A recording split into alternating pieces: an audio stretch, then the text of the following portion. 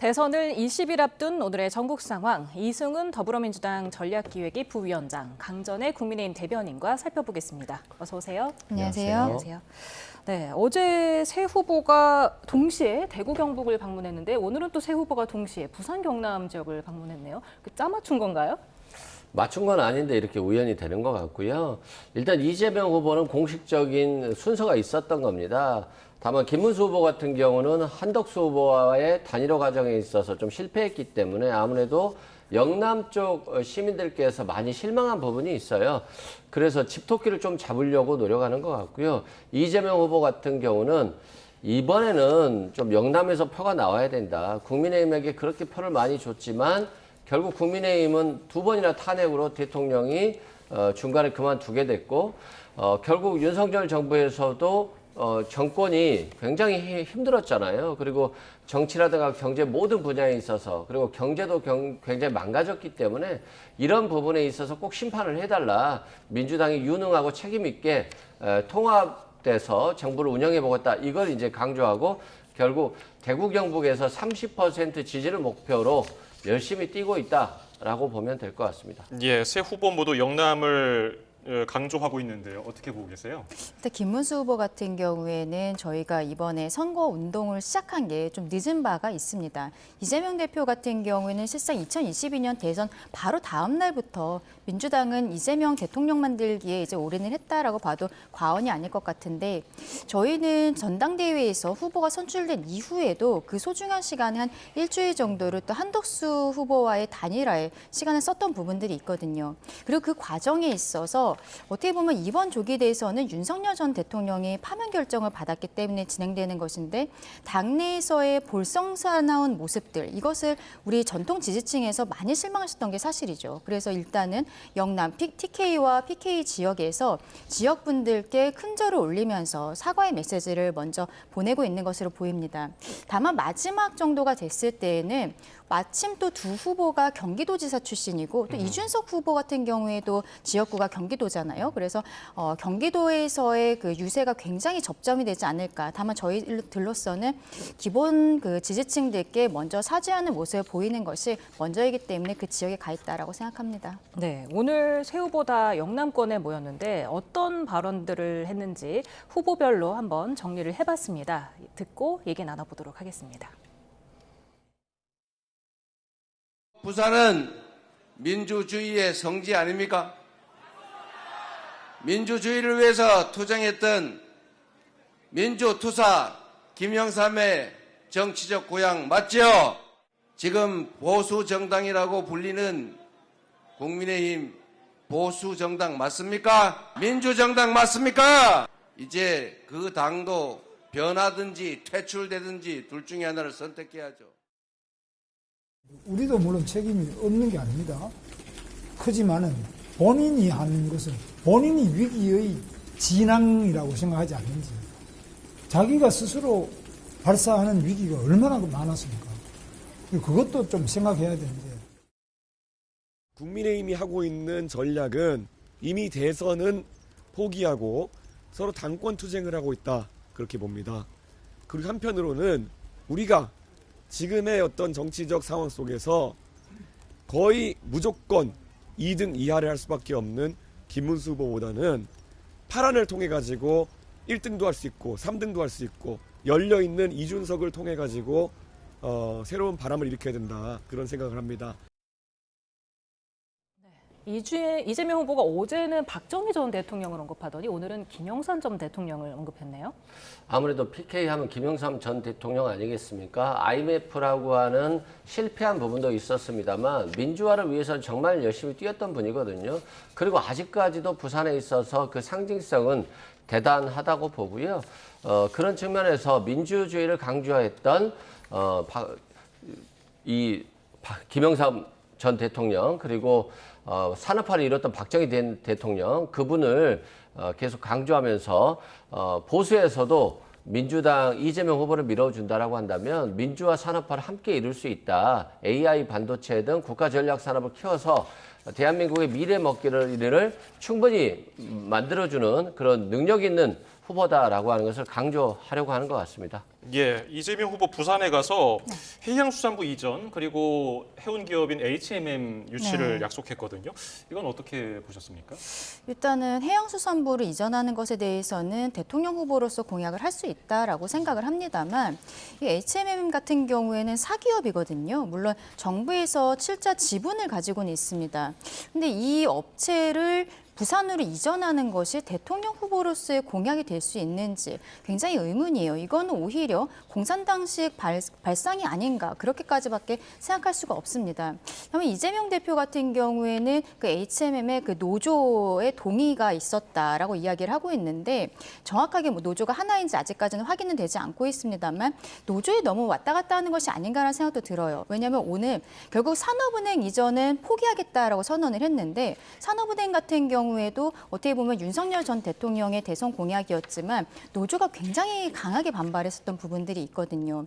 주 52시간제 폐지에 대해서도 이재명 대표가 처음에 좀 여기에 대해서 강하게 밀어붙이다가 양대 노총에서 여기에 대해서 안 된다라고 하니까 바로 이것은 저희들 공약에서 빼겠다라고 이야기를 한 부분들이 있는데 이재명 대표가 지금 보여주고 있는 것이 어떻게 보면은 너무 노조 친화적인 모습들이 아닌가. 그리고 HMM 이전에 대해서는 이것은 정말 공산당식 발상이라고밖에 생각할 수가 없습니다.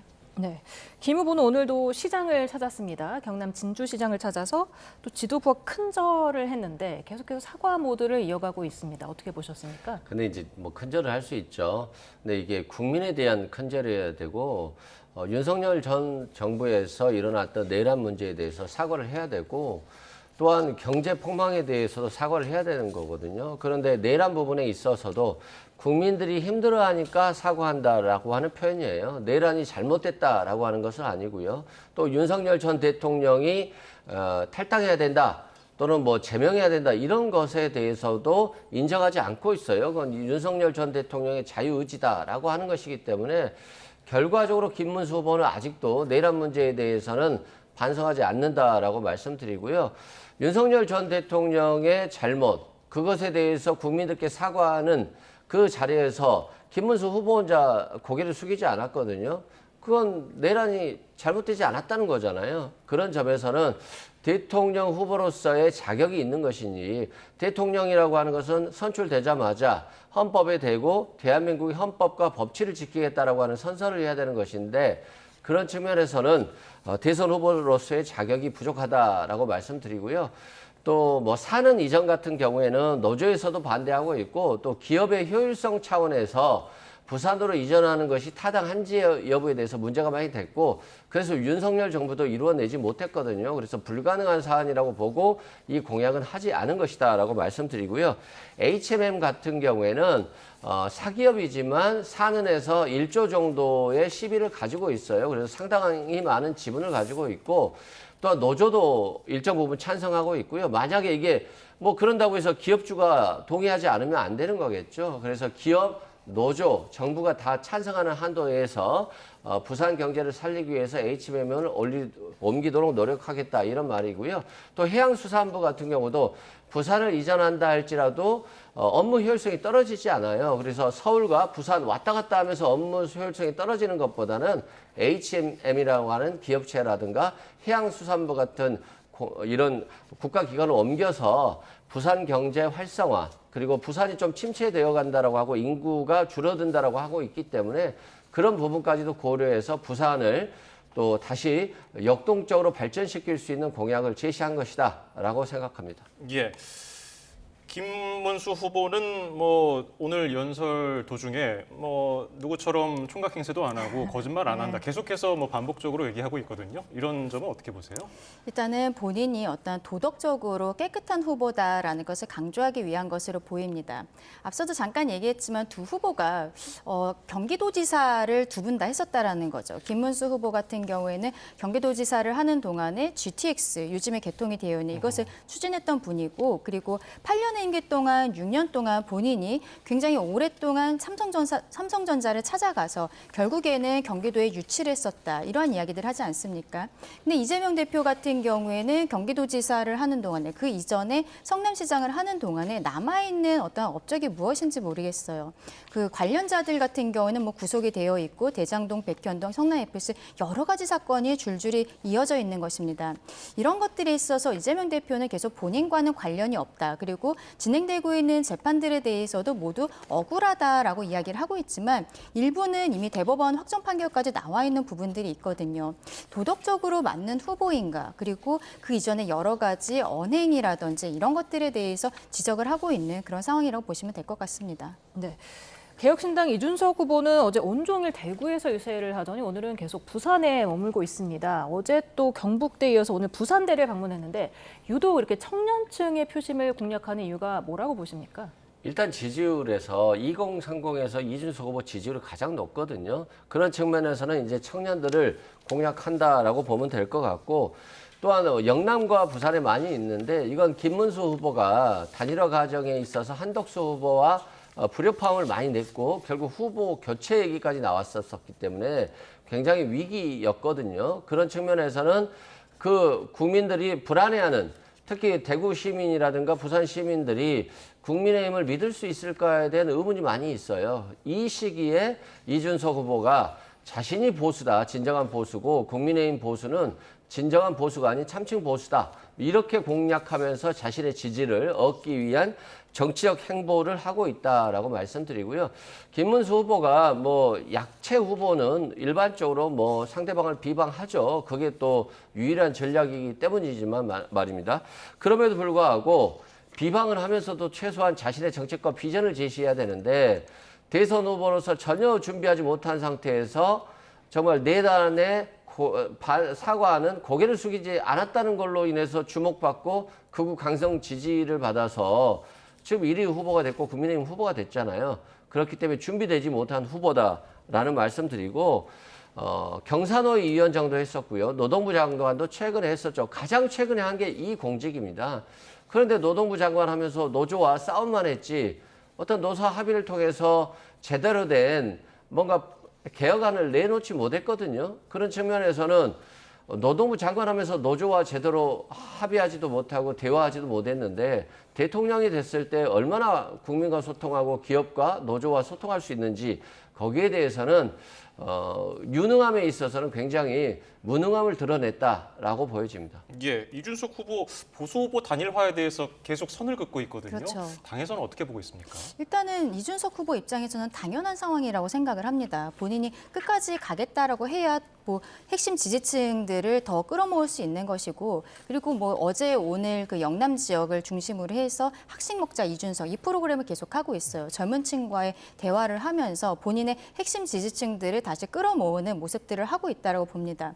근데 이준석 후보와의 단일화 같은 경우는 지금 이야기할 단계는 아니라고 봅니다. 일단은 저희 김문수 후보가 치고 올라가서 김문수와 이준석을 합쳤을 때 이재명과 비등비등해지거나 혹은 이길 수 있는 이런 여론조사가 나와야 그 다음부터 논의가 정상적으로 이루어질 수 있다라고 생각을 하고요. 지금 단계에서는 저희가 이준석 후보와의 단일화보다는 저희 후보가 더 정책적인 모습들, 그리고 미래의 비전을 보여드리는 모습들, 이런 것들을 보여드리는 것이 더 먼저가 아닌가라고 생각합니다. 네. 또 국민의힘이 윤석열 전 대통령과의 관계를 어떻게 가져갈지가 이번 대선 레이스 주요 변수로 떠올랐는데요. 오늘 정치권에서는 윤석열 전 대통령의 자진 탈당 가능성이 솔솔 흘러나왔습니다. 관련 목소리 듣고 얘기 나눠보겠습니다. 지금 당내 일각에서는 지금 이르면 오늘 선제 탈당하실 수도 있다는 얘기가 나오고 있거든요. 그건 제가 듣지 못했습니다만은 대통령께서 잘 판단하실 것으로 저는 생각하고 있습니다. 대통령의 판단을 존중하는 것이 옳다고 생각합니다. 대통령이 희생적인 결단을 먼저 하는 거예요. 대통령이 나를 밟고 가라. 내가 알아서 그 당을 나가겠다. 그러면 어느 정도 반명 빅텐트가 가능하거든요. 윤석열 대통령 가장 가까운 측근의들이 윤석열 대통령을 좀 설득하고 있다. 그래요? 저는 뭐 그런 말들을 들어서 예. 이번 선거에서의 하나의 변곡점이 저는 뭐 오늘 좀 일어나는 것이 맞다. 이렇게 보는 거죠. 그래요. 윤석열 전 대통령이 자진 탈당할 가능성 얼마나 높다고 보십니까? 저는 뭐 기존에 봐왔던 모습들을 보면 탈당하지 않을 것 같아요. 이번에도 실은 본인의 잘못으로 인해서 선거가 치러지는 것이기 때문에 경선 과정에 개입하지 않고 후보들이 스스로의 능력에 따라서 선출돼서 그랬을 때 가장 경쟁력 후보가 나올 것이다라고 했는데 김문수 후보를 좀 어거지로 띄운 부분이 있어요. 그리고 갑자기 김덕수라고 했었고요. 그리고 나서 한덕수 후보로 교체하려고 했습니다만 실패했고 결국 이건 개인적으로는 윤석열 전 대통령의 실패라고 보거든요.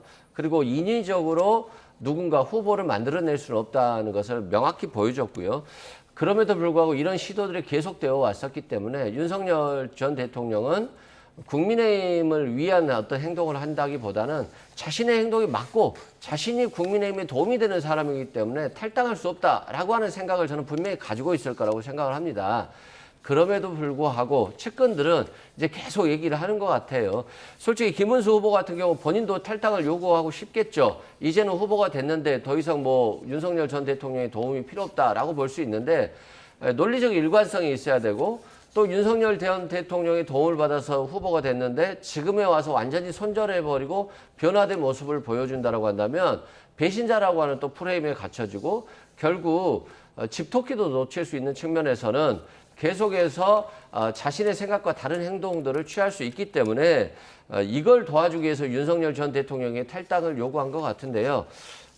빨리 될 것이다. 오늘이 될 수도 있다라는 말을 하지만 저는 윤석열 전 대통령을 설득하기가 쉽지는 않을 것 같다라고 생각됩니다. 당내 일각에서는 강제 조치 얘기도 나오잖아요. 실제로 어떻습니까? 그냥 박근혜 전 대통령 때 탈당 권유 의결이 있었습니다. 그런데 탈당 권유를 받으면은 열흘 안에 탈당 신고서를 제출해야 되는데 만약에 제출하지 않으면은 당에서 바로 제명을 할 수가 있거든요. 그래서 박근혜 전 대통령의 경우에도 파면 결정이 있고 7개월 안에 그런 탈당 권유 의결이 있었기 때문에 마지막에 홍준표 당시 당 대표가 직권으로 제명을 하는 처분을 한 바가 있습니다.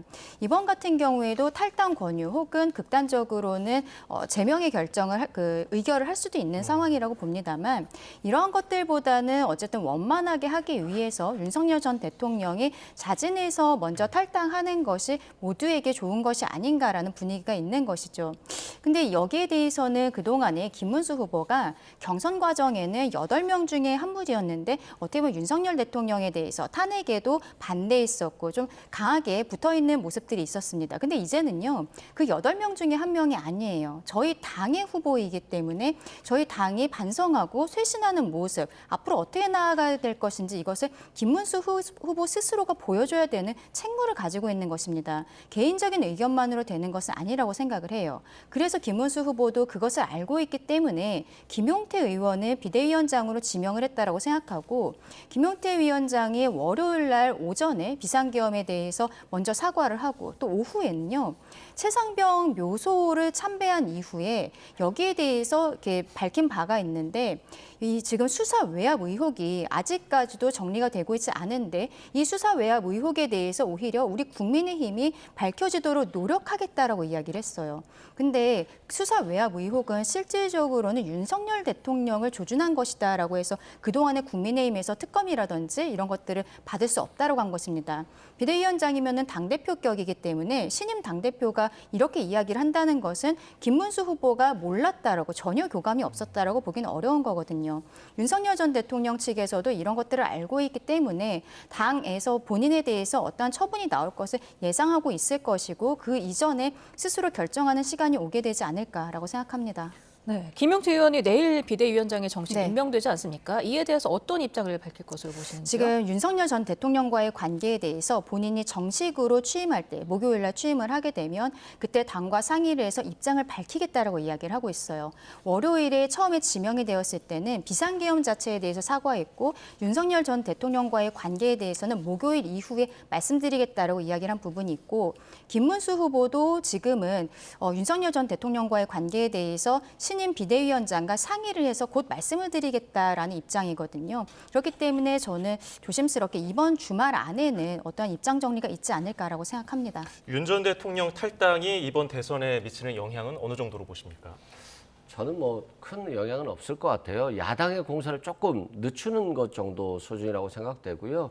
사실상 12월 3일 날 비상계엄이 일어났고 헌법재판소에서 탄핵이 됐고 그런 과정들이 벌써 5개월이 넘었거든요.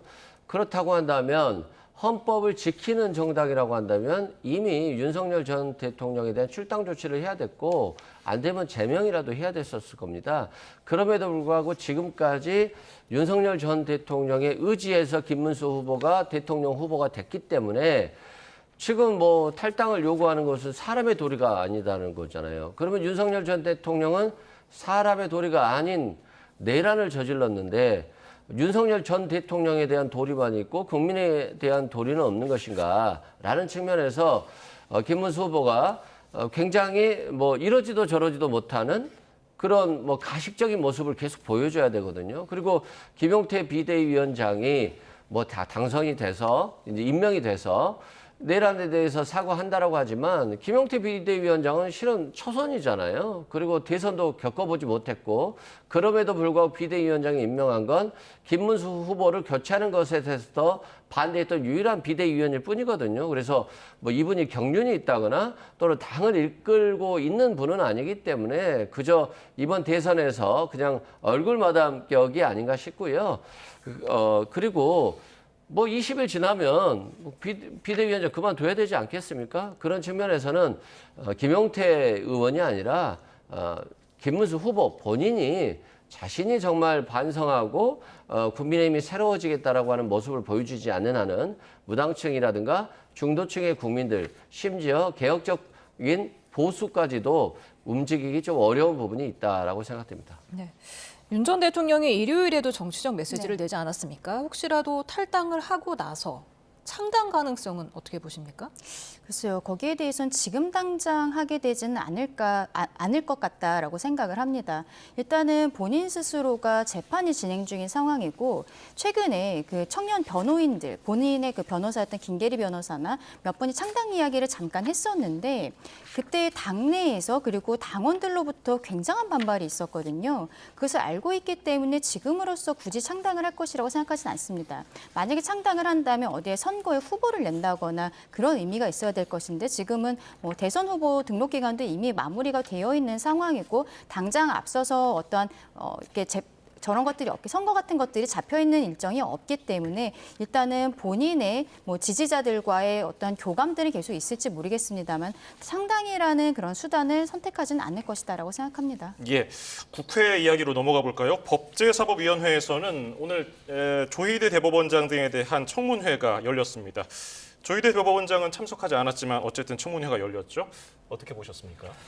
일단 뭐 참석하지 않는다라고 했기 때문에 청문회가 뭐 국민의 관심을 갖지는 못했어요. 그럼에도 불구하고 조희대 대법원장과 대법관들이 전원 합의체 회부 후 이재명 후보에 대한 판결을 사실상 3일 만에 유죄 10대 2로 유죄 판결을 내렸거든요. 그리고 나머지 6일 정도는 판결문 작성 작업이었기 때문에 결국 후보를 아예 그냥 자격을 박탈시키려고 했구나라고 하는 것.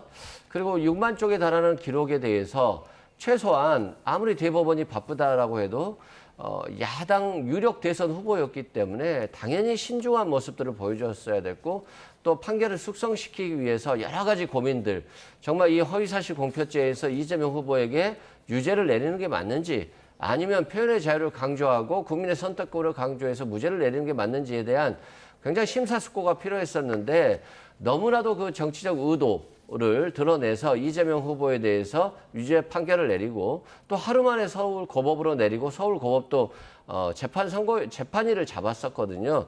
이런 측면에서 대법원이 대통령 후보 자격을 좌지우지하려고 하는구나라고 하는 비판이 있었고요. 그래서 청문회가 이루어진 것인데 실은 이런 부분에 있어서 오늘 청문회에서 대법관들이 나와서 자신들의 의견을 좀 제대로 밝혔다라고 한다면 국민들이 조금 더 진상을 알게 되고 잘잘못을 확인할 수 있었을 건데 그렇지 못한 부분에 있어서는 아쉬운 부분이 있다라고 말씀드립니다. 네. 또 오늘 대법관 전원이 청문회는 불참을 했지만 민주당과 조국혁신당 의원들이 조희대 특검법을 상정하면서 사법부에 대한 압박을 이어가고 있습니다. 이 부분은 어떻게 보십니까? 결국에는 사법기구들을 완전히 마비시키겠다는 거죠. 대한민국의 사법 시스템을 무력화시키겠다라는 것, 상권분리의 원칙에 완전히 어긋나는 행동들을 하겠다라는 것입니다. 잠깐 오늘 있었던 청문회에 대해서 말씀드리면 민주당이 어쨌든 본인들의 강성 지지층들이 있기 때문에 뭐 호기롭게 청문회도 하겠다라고 하고 그리고 지금 특검도 진행을 하겠다라고 이야기를 하고 있습니다만 저는 특검 법안도 결과적으로 대선 전에는 전혀 처리할 생각이 없다라고 생각하고 청문회도 이 대법원장과 대법관들이 오늘 출석하지 않은 것 여기에 대해서 민주당에서는 내심 다행이다라고 생각을 했을 것 같아요. 오늘 만약에 대법원장과 대법관들이 모두 출석을 했으면 우리 이 YTN에서 첫 꼭지에 그것을 다뤘을 거예요. 근데 만약에 그것을 다루게 된다면 요즘 조금 조용해졌었던 이재명 대표의 사법 리스크가 다시 올라오게 되는 것입니다. 대법원에서 파기환송심이 나와 있었고 또 심지어 그저께는 배우자 김혜경 씨 같은 경우에도 공직선거법 150만 원 항소심형을 받았어요. 결국에는 이 부부가 둘 다 공직선거법으로서 유죄로서 확정될 가능성이 굉장히 높지만 확정이 되지 않았기 때문에 후보가 되고 후보의 배우자로서 선거운동을 하고 있는 거거든요. 만약에 대법관들이 오늘 출석했으면 이런 것들이 다시 이슈가 됐을 텐데 나오지 않았기 때문에 결국 언론에서도 크게 주목을 하지 않게 되는 이런 상황인 거죠. 말씀드리는 그런 특검이라든지 그리고 그것뿐만이 아니라 헌법재판소법을 개정을 해서 실질적으로 자심제를 만들겠다라든지 공직선거법을 개정해서 지금 이재명 대표에게 주어진 이러한 관련 법령들을 아예 뭐 행위 부분을 삭제한다라든지 법관을 현재 14명인 대법관의 수를 30명 혹은 100명으로 늘리겠다. 극단적으로 100명이면 86명을 지금 이재명 대통령 체제에서 민주당 정권에서 임명을 하겠다라는 거거든요. 이런 것들을 상식이 있는 우리 국민들께서 받아들이실 수 있겠습니까? 민주당의 이러한 폭주들이 오히려 이재명 대표 개인의 사법 리스크보다도 더 중도층의 눈높이에 맞지 않는 행동들이다라고 생각합니다. 예.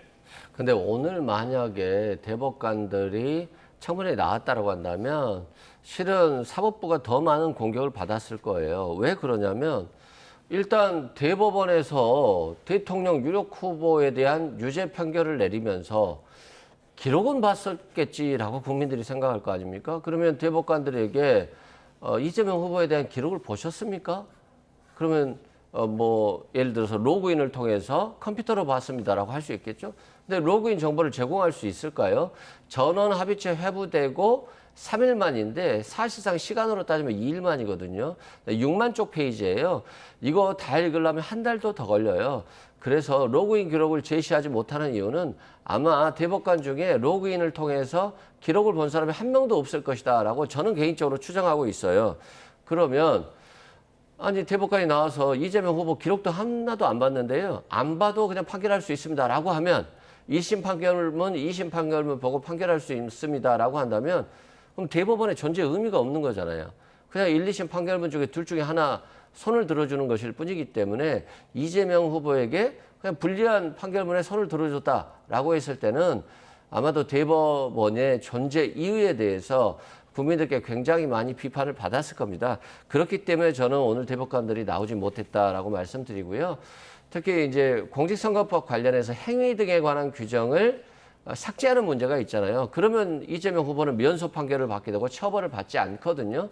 그런데 김문기 씨를 알았냐 몰랐냐 가지고 그리고 사진을 20명이든 사진을 찍었는데 4명으로 오려서 국민의힘에서 공격했을 때 이거 조작한 거 아니냐라고 주장하는 거하고 또 백현동 개발과 관련해서 국토부의 협박이나 압박이 있었다라고 했을 때 이건 토론 등을 통해서 충분히 대통령 선거 전에 몇 달 동안에 걸쳐서 이 부분에 대한 비판과 찬성과 의견이 다 있었어요. 그러면 국민이 충분히 판단하고 선거에 임한 것인데 이런 걸 가지고 유력한 대통령 후보 자격을 박탈한다라고 하는 것 자체가 지금 공직선거법이 너무 모호한 거 아니야? 명확성의 원칙에 어긋나는 거 아니야? 이런 정도 수준으로 한다라고 한다면 앞으로 대통령에서 패배한 사람은 피선거권을 상실하고 대통령은 임기 끝나면 다시 재판받고 구속되는 것이 아니야 라는 정도 수준으로 지금 대한민국 대통령 선거 수준이 떨어졌거든요.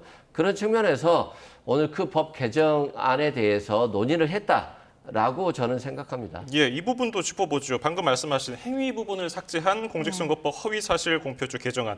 이게 법사위 통과했으니까 네. 나중에 본회의 통과하고 법이 시행되면은 이재명 후보가 당선됐을 때 이게 면소되는 거잖아요. 그렇죠. 예. 그 시스템을 생각을 해보면 정말 어처구니가 없는 게 만약에 지금 윤석열 정부 아직까지 이제 2주 권한대행의 상황에서 본회의가 통과가 돼서 정부로 이송이 되면 당연히 이런 위헌적인 법률에 대해서는 제2요구권 행사를 하겠죠. 그러면은 그 다음에는 다시 의무 의결이 되기는 어려울 것이라고 생각을 합니다. 정족수 문제에 있어서. 그런데 만약에 이재명 대표가 대통령으로 당선이 된다면 제2요구권 행사를 하지 않을 거예요.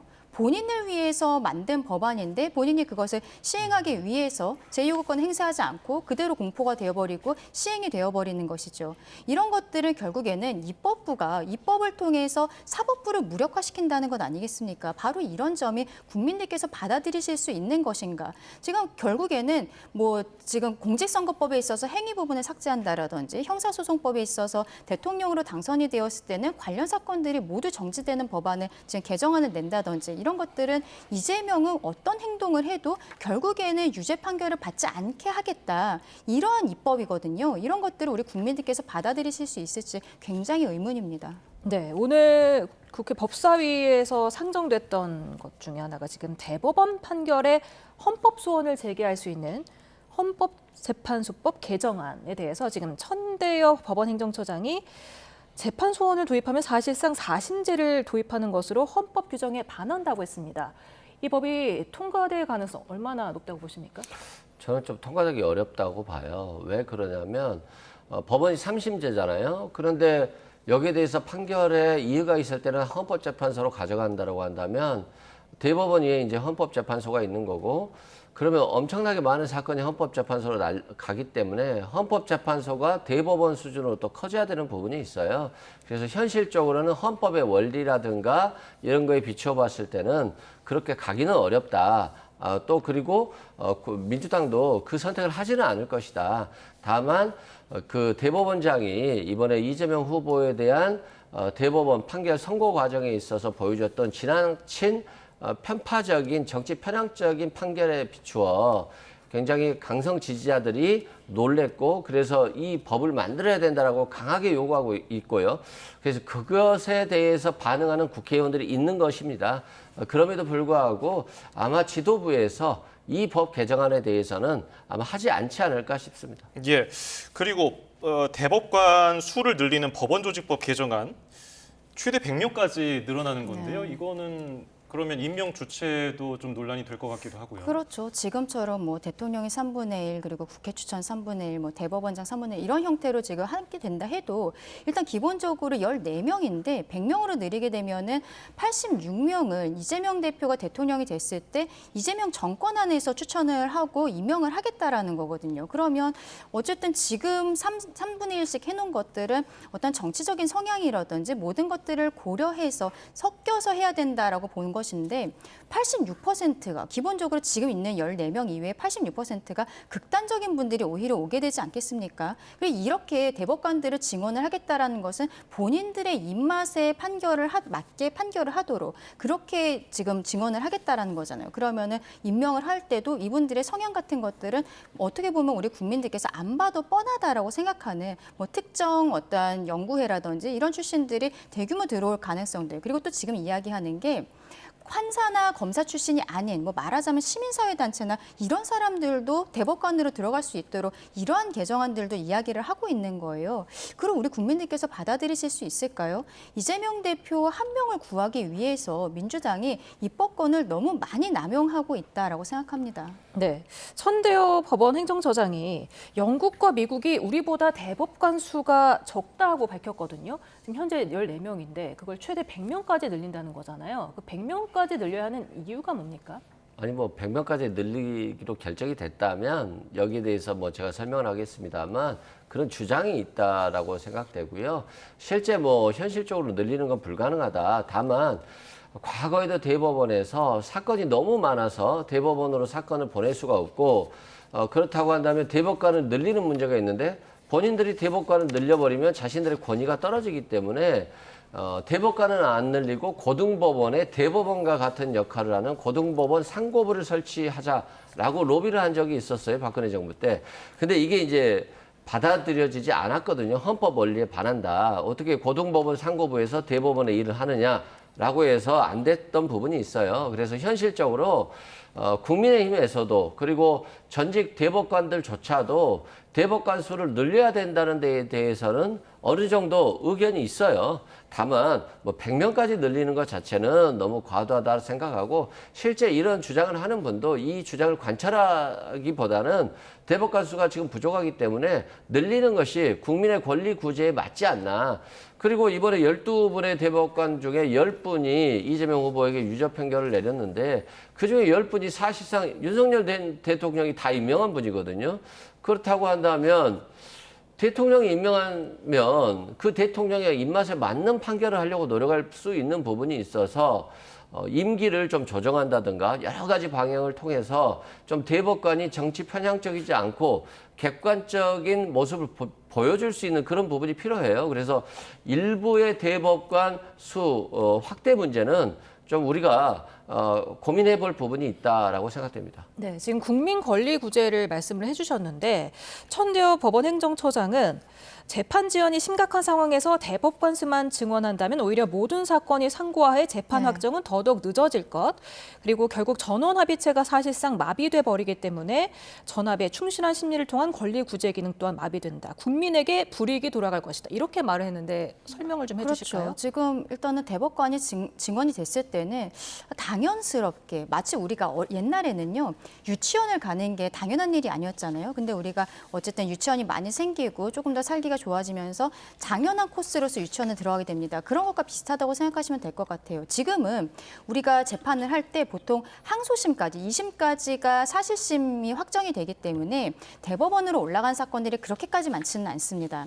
근데 이렇게 대법관을 증언을 하면은 너도 나도 대법원에서 한 번 더 판단을 받아보겠다라고 할 수 있는 것이고 그러면 오히려 사건들이 지연될 수 있다는 거예요. 그리고 문제는 소송 비용의 문제도 있습니다.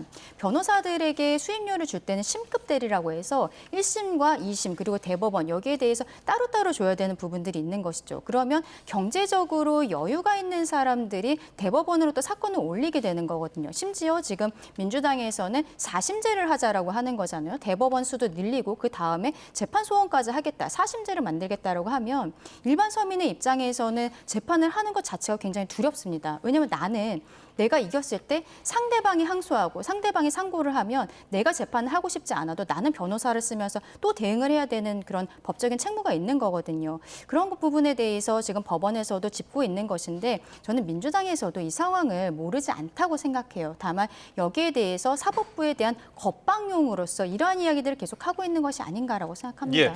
그리고 오늘 법사위에서 김용민 민주당 의원이 제보를 받았다면서 지귀현 판사에 대한 의혹을 제기했습니다. 윤석열 전 대통령 내란 혐의 심리를 맡은 중앙지법 지귀현 판사가 술 접대를 받았다는 의혹인데 어떤 내용입니까? 그러니까 지귀현 판사가 모처 룸살롱에 가서 한 사람당 100만 원이 넘는 술집에서 이렇게 술을 먹었다는 거예요. 그럼 한 번 가면 한 400~500만 원 나온다는데 그럼 한 사람당 100만 원이 넘기 때문에 청탁금지법 위반이거든요. 그리고 이게 이제 사건 관련자와 마시거나 또 사건 관련자로부터 청탁을 받고 만났다라고 한다면 또 뇌물죄가 될 수도 있어요. 그래서 굉장히 심각한 사안이고요. 또 민주당에서 제보를 받은 것은 지귀현 판사가 다른 동행한 분과 사진 찍고 그 술집에 있는 거 그리고 그 술집에 맞는지까지도 확인을 했어요. 그래서 굉장히 고급 룸살롱인데요. 이 부분에 대해서 뭐 개인적인 정보이기 때문에 오늘 국회에서 바로 공개를 하지는 않았습니다. 다만 법원 행정처장을 통해서 그 관련 자료를 건넸고요. 그래서 즉시 감찰을 하고 이 사실이 맞다라고 한다면 지금 판사로서의 직무를 수행하는 것이 적절하지 않기 때문에 지금 윤석열 전 대통령에 대한 재판도 당연히 직무 배제돼야 된다. 재판에서 배제되는 게 맞다라고 이제 강하게 주장하고 있고요. 여기에 대해서 지기현 판사가 제대로 소명을 하지 못한다라고 한다면 결국 그게 사실로 인정되는 부분이기 때문에 법원 행정처에 자신의 어떤 이 상황에 대해서 적극적으로 소명을 해야 될 것으로 보여집니다. 지금 조희대 대법원장이 혹시 지기현 판사로 좀 타깃이 바뀐 걸까요? 그렇죠. 왜냐하면은 그동안에는 대법원장 그리고 대법관들에 대해서 탄핵을 하겠다. 심지어는 이재명 대표의 파기환송심을 담당하는 고등법원 판사들까지도 선제적으로 탄핵을 하겠다라는 이야기까지 나오다가 어쨌든 이 사건들이 결과적으로는 대선 이후로 미뤄졌기 때문에 더 이상 급하지 않다라는 생각들도 있고 이러한 폭주가 국민들의 눈높이에 맞지 않다라는 것을 알기 때문에 민주당 입장에서는 더 이상 대법관들에 대해서는 크게 문제 제기를 하지 않는 것이 아닌가 싶습니다. 그래서 앞서 뭐 특검 같은 것들도 실제로 대선 전에는 처리되지 않을 것이라 제가 말씀을 드렸던 것이고요. 그런데 지금 지기현 판사 같은 경우에는 매주 윤석열 전 대통령의 재판을 하고 있는 상황이고 민주당 입장에서는 지난번 구속 취소 결정이 나왔을 때 굉장히 거기에 대해서 받아들이지 못했던 모습들이 있는 것이죠. 그런데 만약에 실질적으로 어떠한 청탁 같은 것이 구체적인 것들이 있고 문제가 있다면 당연히 여기에 대해서 징계를 받고 문제가 되어야겠지만 지금 민주당이 하고 있는 것은 누구랑 있었는지 그리고 어떠한 구체적인 청탁이 있었는지 이런 것들을 밝히지 않으면서 그냥 강남에 그 고급 룸사롱에서 이렇게 있었다라는 사진을 공개하겠다 이런 형태로 이야기하는 것은 사법부를 겁박한다라고밖에 볼 수 없지 않을까라는 생각도 드는 부분들이 있습니다. 예, 오늘 말씀 여기서 줄이겠습니다. 지금까지 이승훈 민주당 전략기획위 부위원장, 강전의 국민의힘 대변인이었습니다. 고맙습니다. 감사합니다. 감사합니다.